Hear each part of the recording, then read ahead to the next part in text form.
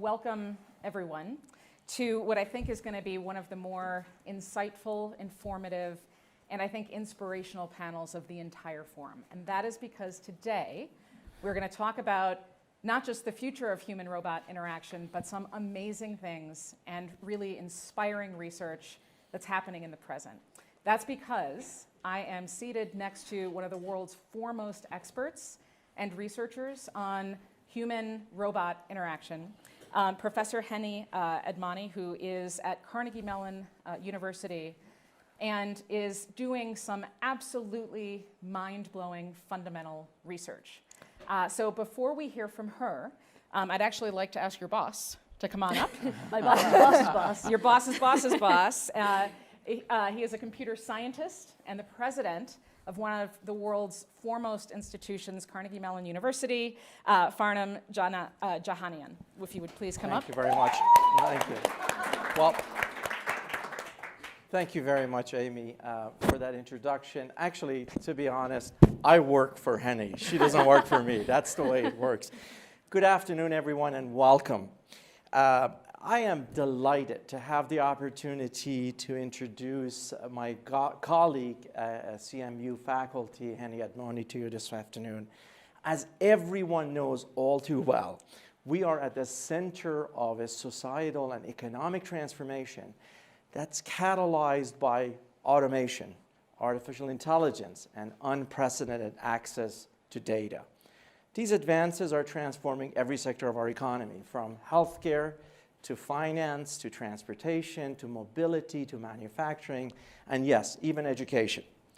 In fact, as the lines between the virtual and the physical world are becoming more blurry, in fact, in some cases they're disappearing, digital devices, whether sensors, computational devices, communication devices, control mechanisms, are being deeply integrated into environments all around us. Over the past several years, I know many of you have seen this, autonomous technologies have become more and more sophisticated and are now being, in fact, used in self-driving cars, in robotic surgery, by search and rescue robots, and the list goes on and on. The rise in human-robot interaction is precisely why the work of Professor Henny Edmani is so critical and so relevant today. Professor Edmani is a distinguished member of the faculty in the School of Computer Science at Carnegie Mellon University and is a rising star within the school. I told you I was going to embarrass you, didn't I? And is a rising star within our school's Robotics Institute. She also leads the Human and Robot Partners Lab, stands for HARP. Her research focuses on developing nuanced human-robot interactions by teaching robots to detect, interpret, and respond to human behavior. She leverages interdisciplinary knowledge that she brought together from computer science, from robotics, from cognitive psychology, to build mathematically rigorous algorithms that are grounded in human behavior research. I should add by saying that, as all of you will see in a moment, Henny's work aims to integrate technology into our lives in ways that enhances our humanity. Once again, I want to thank you all for being here. Please join me in extending a warm welcome to Henny Edmani. Thank you, Farnam, for that lovely introduction. Thank you all for coming today to talk about robotics and human-robot interaction when you could be listening to Angela Merkel talk about the European Union. So today, I'd like to talk to you about robots and the role that robots play in our society. And I want to start with a story. So in October of last year, a robotics company rolled out a new product in Pittsburgh. This was a little robot, looks kind of like a cooler on wheels, that's designed to deliver food from a restaurant in town to college students on campus. And this robot, the interesting thing about it is that it was designed to autonomously navigate the world.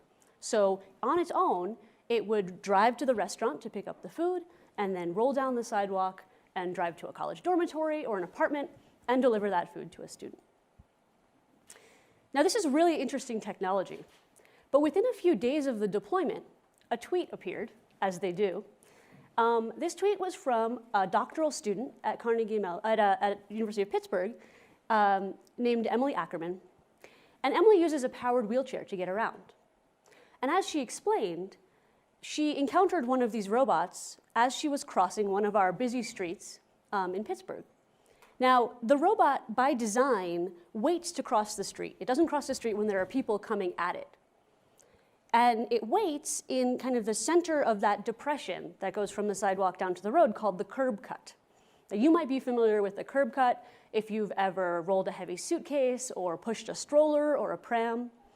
And Emily uses the curb cut to move her powered wheelchair off of the road and onto the sidewalk. Now, that day that Emily encountered the robot, it was waiting, as it was programmed to do, in the curb cut. And that meant that she didn't have enough space to drive her own wheelchair onto the sidewalk without having to bump up onto the curb, which can be quite painful for someone who uses a powered wheelchair. So Emily posted this account of interacting with this autonomous robot, and the fallout was very fast. Within hours, the University of Pittsburgh had frozen the beta test for this robot, and the company had pulled the robot and started to reassess how the robot was programmed and designed to do this street crossing behavior. They've since reformulated some of the algorithms and maps in the area, and they've redeployed the robots into this space. But there are still questions about how these robots are going to interact with people, and in particular, the accessibility issues that having a robot on the sidewalk presents. So this kind of robot is a turning point, represents a turning point in the field of robotics. Until now, our most successful commercial robots looked much more like this, right? So these are robot arms that are in a Tesla factory, and they're designed to very, very quickly and efficiently and safely weld together vehicles. These robots work 24 hours a day. They do the task much more safely than a human welding would do the task, which is great. But they're actually specifically designed not to work around humans. So I don't know, I want you all to look.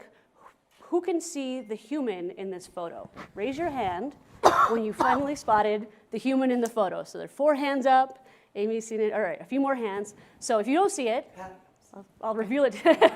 You got it just before. Yeah, it takes a while. Well, and it's because the human is a small part, and you can actually see they're behind glass. They're being protected from the robots. The robots are really dangerous. They move really fast. They're not sensing their environment, looking for people. That's what we've been doing, and there's been a ton of success in automation that's really accelerated the pace of a lot of autonomous manufacturing. But I said we're at a turning point. The new kind of robotics, the new exciting research in this area, focuses on robots that do work with humans, that are in our worlds. And we're already starting to see some of these products and devices out in our spaces. So in Pittsburgh, we have autonomous cars driving around our streets. You can see they have the LiDAR spinning around on top. There are robots that do deliveries in hospitals, bringing medicine or linens to nurses' stations. There are robots that clean our houses. One of the most successful home-based commercial robot is the Roomba. And these robots need to deal with the complexity of our world. They're not in a factory. They don't have a very organized, structured, well-lit space. They need to deal with the fact that we can sometimes move furniture, or that there are people around, or there's clutter. But most importantly, they need to deal with the fact that there are humans in their environment. And humans present a really important challenge, because both from safety, but also from efficiency and effectiveness. These new products are designed to work with and around people. And so in order to do their job, they have to understand the needs that people have. I'm in robotics because I am fascinated by people. And that might seem strange at first until you realize that robots that are going to do a good job also need to understand people. So I'm fascinated by the way that people can collaborate and form teams and work together using sophisticated communication, primarily verbally and non-verbally. So people, when they're interacting with each other, can coordinate together. And we can use language to coordinate for sure, but a lot of what we do involves our eye gaze, where we're looking, our gestures, our body language, our facial expression. There's a lot of nonverbal communication that happens when people are working together. So think about the last time you cooked with someone else in a kitchen and how you coordinated not running into each other and dividing tasks and sharing tools, often without having to use language. My goal is to make robots capable of this kind of complex nonverbal communication so that when they work together with people, they can understand what people are trying to achieve and actually help people at the right time. I work in a lot of different contexts within robotics, but the area that gets me most excited is this field we call assistive robotics. And these are robots that help people who have some kind of impairment live more independent, higher quality lives. So these assistive robots could be physically assistive robots that physically hand objects to people, that help people eat food or pick up a glass of water and take a drink. There are also socially assistive robots. These are robot tutors, robot coaches, robot therapy assistants. I'm not going to talk about them as much today, but they're also an area of robotics that people in human-robot interaction are focusing on. I want to say here that it's really important to understand that not every accessibility problem needs to be solved by a robot. There are many low-tech accessibility tools like the white cane that someone who's blind or low vision uses that work really well. But as we start to build robotic technology, we start to find that we can have robots that help people in new ways and really increase people's capacity using these kinds of robotic technologies. And that's what I look at. I really am fascinated by how we can make this kind of robot that you see here intelligent so that it can assist people in providing them what they want at the time that they want it. And one of the ways that we do that is by looking at how people's nonverbal behavior, and in particular how their eye gaze, indicates what task they're trying to achieve. If the robot knows what task you're trying to achieve, then it can take assistive action to help you. To do that, we bring people into the lab and we examine how they react, what their nonverbal behaviors are when they're doing assistive tasks with a robot. So we brought people into a lab, asked them to spear pieces of food with a robot arm. And as you can see in the video that's playing, the person who's operating the robot using a joystick is giving us a lot of nonverbal behavior, right? There's a lot of indication of when she's concentrating, when she's pleased with the outcome, what her target is on the plate. And we can take advantage of this to have the robot respond. We can take advantage of this to have the robot respond at the right time. I'm going to show you a video now of what it looks like when, from the first-person perspective of someone's eye gaze in this task. So here's a camera the person is wearing, looking out, and this person's wearing an eye tracker, and the pink dot represents where the user is looking as they do this food spearing task that you just saw. So in this case, you can see that mostly the eye gaze goes between the hand of the robot, which is what the person is controlling with their joystick, and the food that's on the plate, their target of their manipulation. By using this kind of information, this planning glance down to the target of the spearing action, we can actually have the robot predict where it needs to go and start moving in that direction, or at least start turning the fork in the right direction to help the teleoperator, the user who's controlling the robot with a remote control, do the task more quickly. The interesting thing about eye gaze is that it doesn't just tell us what people are trying to do, like which piece of food the user wants, but it also tells us when someone starts to have trouble with the task. So here, in this video, I'll keep playing it, you can see that at the beginning of the task, most of the eye gaze is between the robot hand and the food. But in a minute, this operator is going to make a mistake. They're going to drop the robot elbow below the level of the hand, and that makes it very hard to spear the food. And they know that this has happened. So right here, they know it. And their eye gaze patterns switch. They stop looking at the plate of food for the most part and start looking at that problematic elbow. Here's another view different time. It didn't take much for people to have trouble operating this robot. And you can see that their eye gaze really focuses on parts of the robot that are problematic. And this is amazing, because the human has not told us that there is a problem.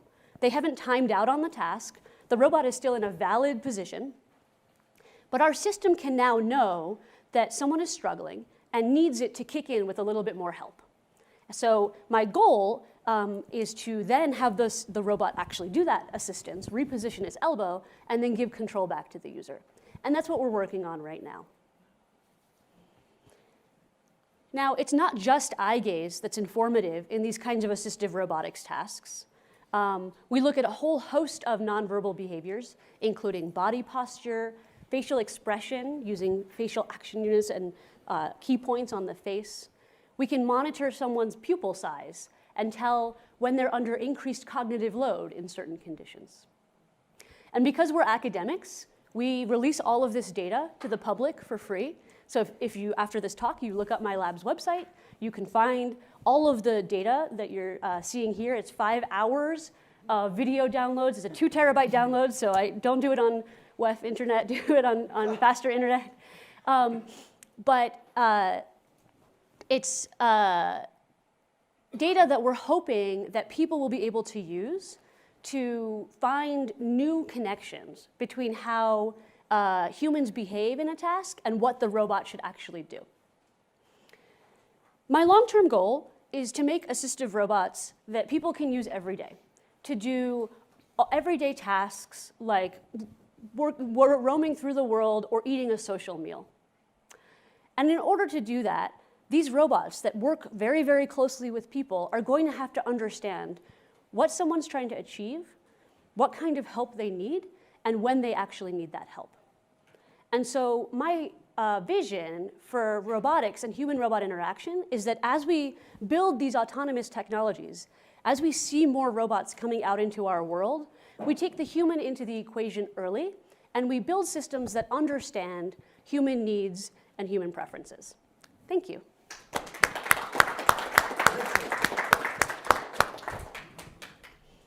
Okay, I'm confused. That job done. So I am your professor Yeah. at CMU. I'm a professor at NYU. You're a roboticist. I am a quantitative futurist. So a lot of what I do is think about the long-term risk and opportunity, try to model all of that out using data. And a lot of what I'm hearing about all these robots is that pretty soon they're going to be anthropomorphized and come and murder us in our sleep after they've taken all the jobs. What you're telling me seems to be a little different. Yes. So my question to you to start off with is, how did this conversation get so off the rails? Because what you've shown me is very much human-centered, Yeah. a human-centered approach. Yeah. And somehow that is not what we talk about. Any thoughts? Yeah, so many thoughts. Where things went wrong? All right, how many people have seen Star Trek in the audience? Yeah, so there's a lot of hands being raised for those of you who As there can't should see. How many people have seen Big Hero 6? Okay, fewer hands, probably people with kids. There's a tremendous amount of media around robots. There have been robots in movies since 1930, since Metropolis.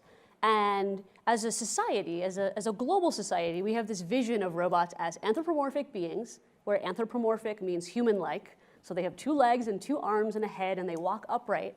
And they are incredibly capable, and they understand our language, and they understand our social norms, and they live in our environments.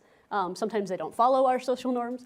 I think media helps us dream these big dreams, but the reality is really far from that. And How so? Because I'll tell you, in the mid-1950s, Yeah. Electro, the Moto Man from Westinghouse, Yeah. they had a walking, talking robot that also smoked cigarettes.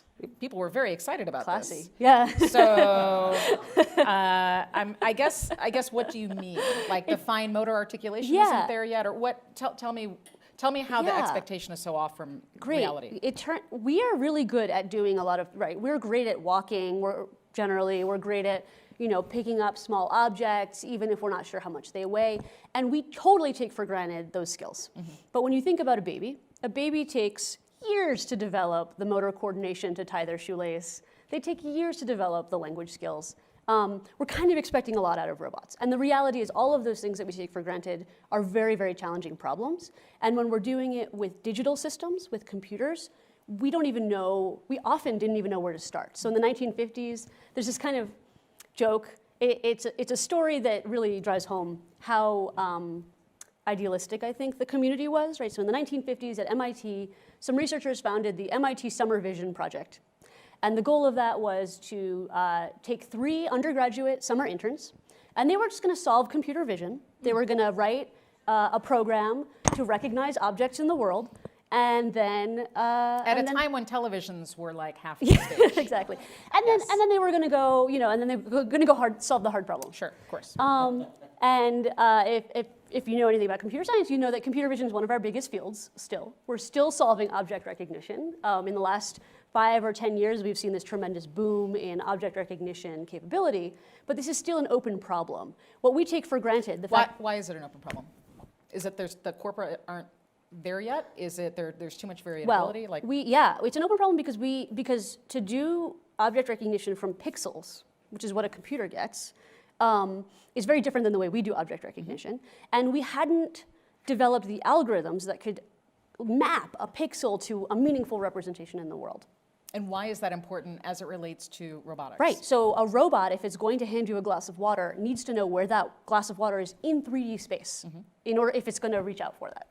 And that's another challenge, right? So it's not just enough to see the objects and say this is a glass of water. It also needs to know the pose. It needs to know the position. It needs to be able to close the kinematic loop. So when I lift this glass of water, if it's heavier than I thought it was, I compensate with my muscles. If it's lighter than I thought it was, I might do that little lift, but I very quickly recover.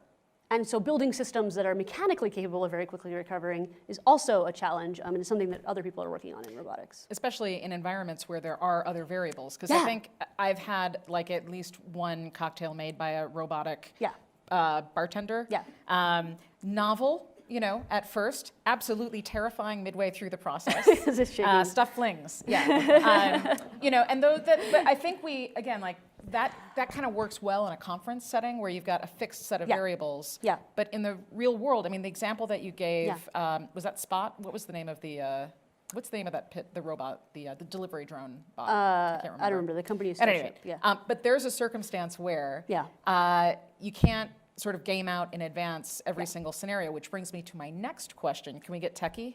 Is that okay? With permission? All right, so let's talk about the fact that humans are capricious and unpredictable. Okay, so if it's the case that we're capricious and unpredictable, how do you develop, what's the secret sauce? The secret sauce. How are you developing assistive robots knowing that we are so unpredictable? What do you do? We are unpredictable, but we are sometimes regular. There are sometimes things that we do that are consistent. So for example, psychologists have known for years that before we reach for an object with our hands, our eyes go to that object. About 500 milliseconds before I reach for this glass of water, if I were not talking about it and thinking about it, my eyes would go to that glass of water, and then I would start moving my hand. And that kind of regularity, that nugget of information from cognitive science, we can apply in robotics to predict, okay, so someone is about to reach for that object, I shouldn't drive my robot arm right through that workspace at that moment. So we are capricious, but at the same time, a lot of our physical systems follow patterns, and what I do is try to take advantage of those patterns. The other thing we do is we personalize. So we use machine learning to collect data as we're interacting with people and modify the algorithms for that particular person. And this is especially important in socially assistive robotics, because the way we're capricious is often our personalities and our emotions, rather than our mechanics and our physical interactions. So you're in a world-famous lab. You can't possibly process millions of people. So how do you get enough data, especially in in the United States, our data laws are pretty lax. It's a little harder outside of the US, less hard in some places around the world. So what are you going to have all the data that you need to do this modeling? That's a fantastic question, and I'm actually delighted that you answered it. So the reason I made a point talking about our open data is that we need people to share data on robotics and human-robot interaction. It's so hard to get quality data on human-robot interaction right now because it's so hard to develop a robot that works with humans in a consistent way. What I showed you was in the lab. In the lab is a great first step. What we want to do eventually is, work with our user population that actually has a motor impairment, work with people out in the world, not in a lab setting, maybe in a restaurant setting. But to do that, I think our efforts as academics get amplified when we share data. And I think that's actually a really important component of being an academic, is that data is open and available for anyone to use. So who's your top share? Who are you sharing with now? Are you working with other academics? Yeah. So we posted this data. We are in the process we have a paper under review describing it. I know there are some academics at Stanford that have downloaded it and sent us interesting questions about it.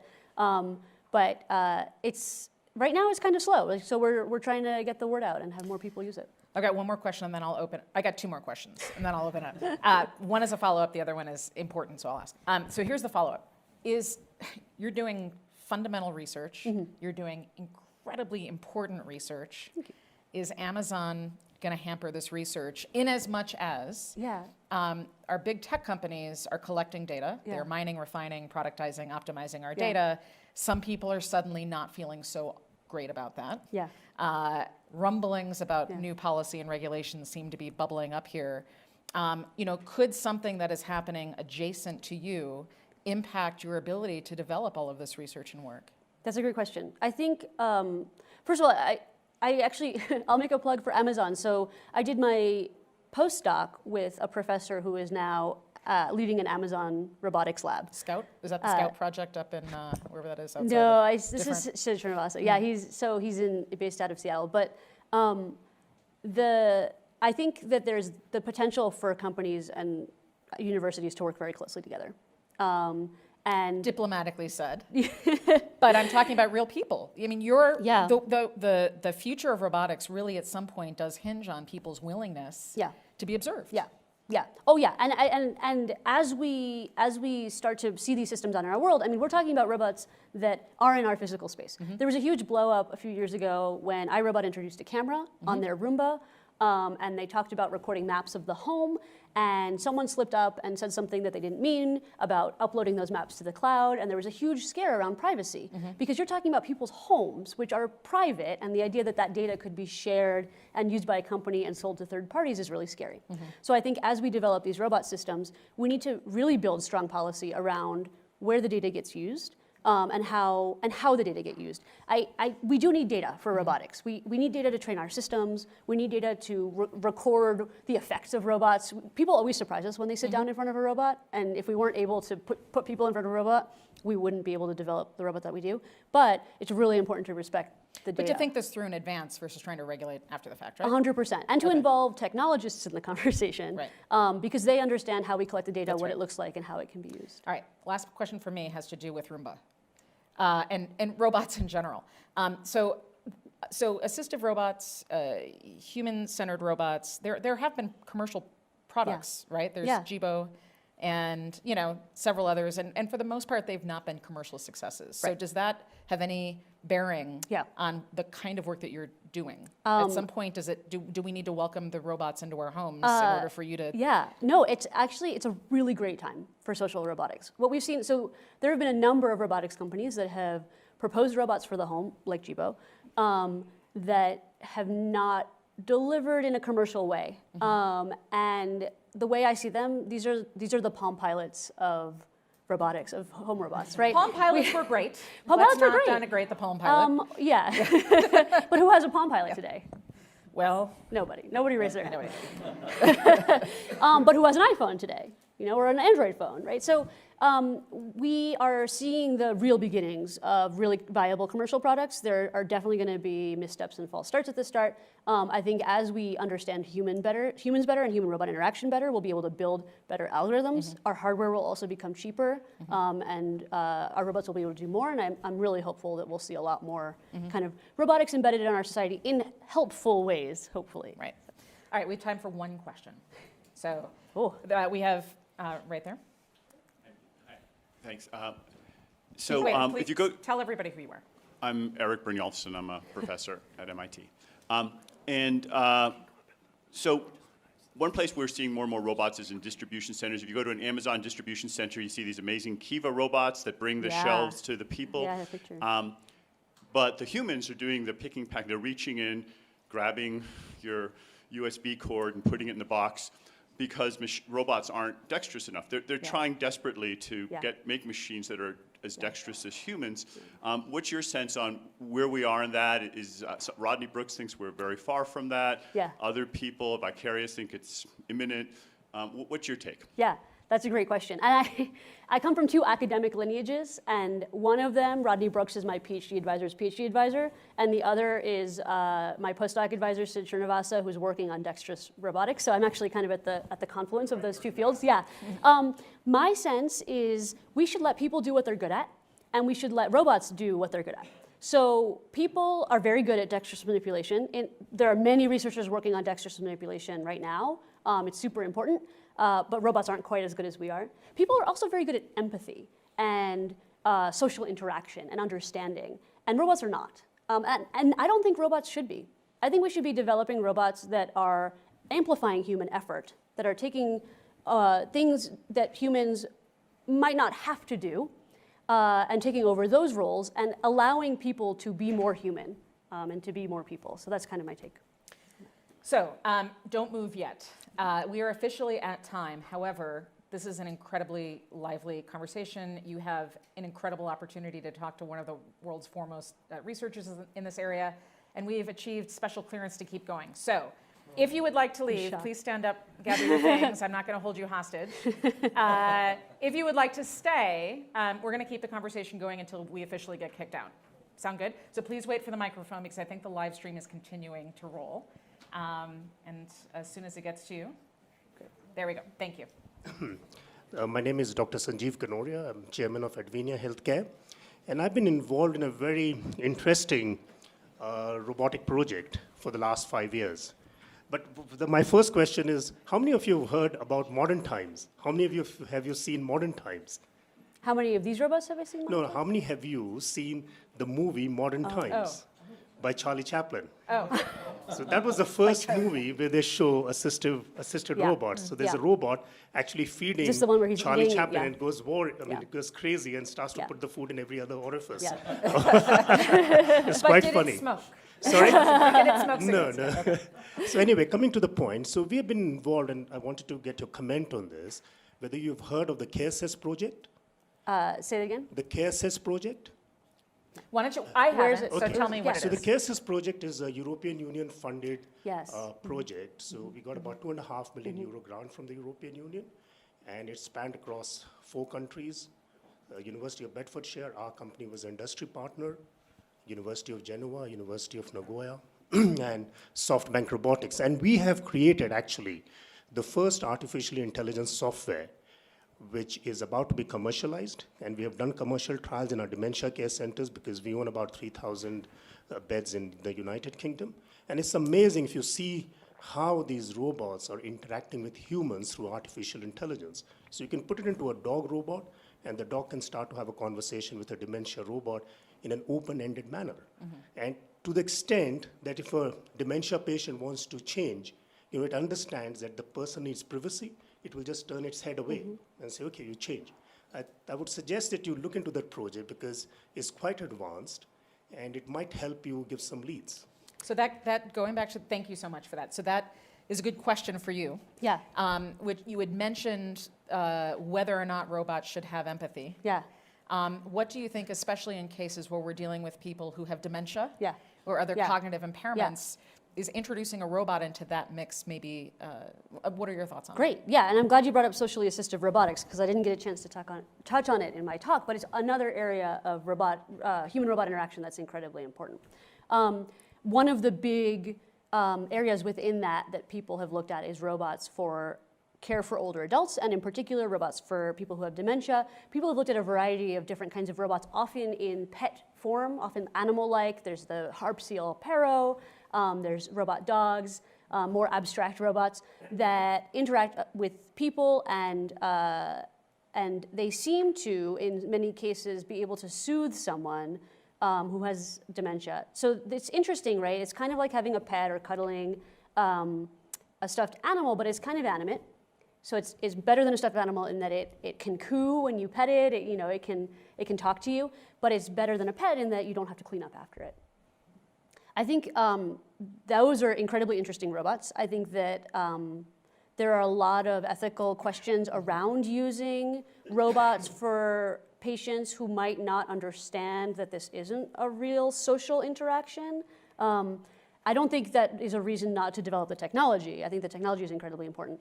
A reason to have the conversation But a reason to now have the conversation, versus exactly. regulate after the fact. Exactly, to understand and where we fall as a community. So I was actually had a conversation on Tuesday with Jody Halpern, who's a bioethicist from Berkeley, yeah, thank you, and around this particular topic, so robots for elder care. And she called me a tech pragmatist, which I'm really flattered by. Basically, I think tech should be achieving human needs, should be solving human needs, and we should have just enough tech to do that, but that tech is not always the end-all solution.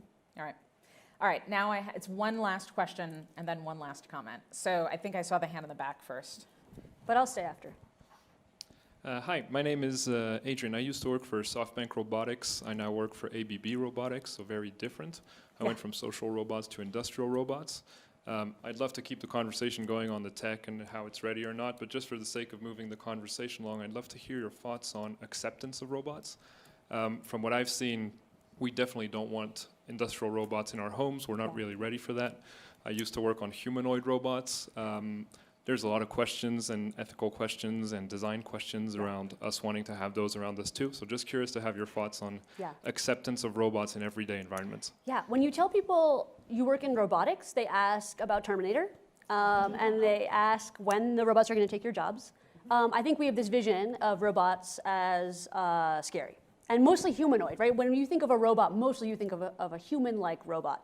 But the reality is far from that, right? Robots take all sorts of different shapes. And when you tell people what a robot could do for them, they get pretty excited about it, right? That a robot could help your elderly parent age at home longer, or could help someone with a severe upper motor impairment eat food independently so they don't have to be fed by a caregiver. Now that caregiver can also have the meal and they can have a social interaction.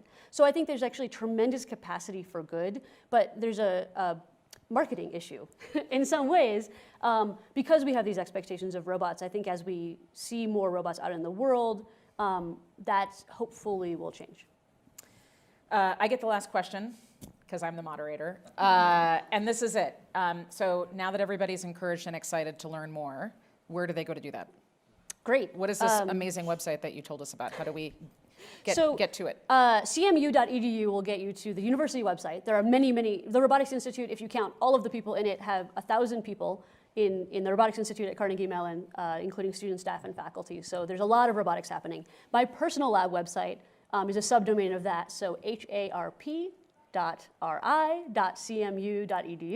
will get you to my lab website where you can see the specific human-robot interaction aspects that we're looking at. And the videos, people can show the videos that you showed them. People to their can show the friends, video and download the data. Yeah. Okay. President of Carnegie Mellon University, Farnam Jahanian, I'd like to thank you so much again for your opening remarks. Henny, I think you've changed everybody's hearts and minds, I hope. I know mine. On the future of robotics. And I'd like to thank you all for being such a wonderful, attentive audience with great questions. Thank you.